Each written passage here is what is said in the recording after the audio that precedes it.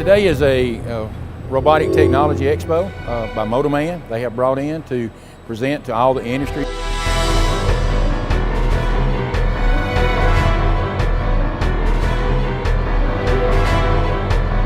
Essentially, our products and services are provided to manufacturing to make them more competitive.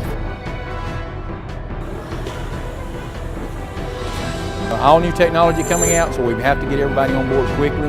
We want exposure. We've even had students come through all the way down to young children today, which is a good thing because they need to be introduced to it also.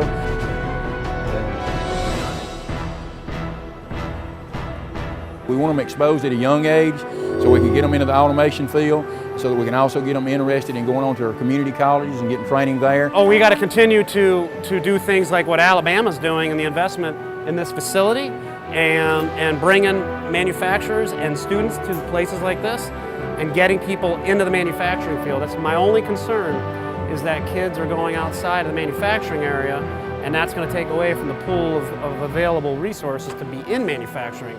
That'll be the one single biggest issue America will have, is why people will go and look for overseas, is because that's where the labor is.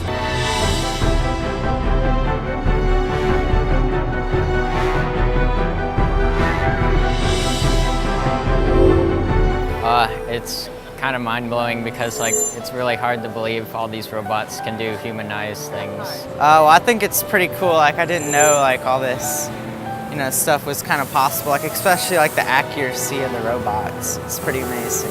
It's almost intimidating, kind of, because there's so many things that have been done in here. But if we can get kids back into these trades, into manufacturing, and using this latest technology, it's not your old grandfather's, factory anymore. This is cool stuff. We get them into this business, it's going to be very good for the United States. And we then have a plasma cutter on the end of the robot arm, and the robot tooling is a ESOB plasma cutter. And what we're doing is we are etching in the MTech logo into the steel plate.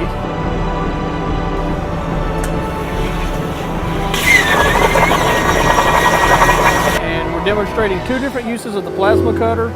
This game is based on a very popular game, and the input to the game comes from two instruments, one that senses force. On this end of the bungee cord, the force is sensed, and if I pull on the force really hard, the game shows the input. And then the other axis is controlled on this end, which determines how high the bird will get launched.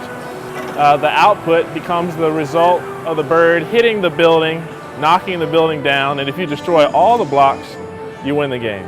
I've seen a lot of really cool robots here today, and they all look really cool, and it's a great learning experience. It's a win-win for the education system. It's a win-win for the industry themselves. It's a win-win for our vendors, our partners here. There's no question that you can absolutely be the most competitive in the world here in America.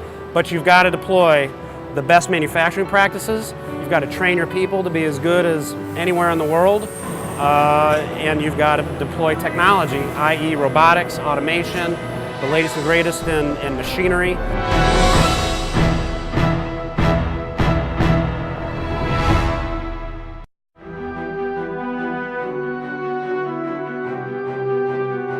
You're watching CETV from the campus of Calhoun Community College.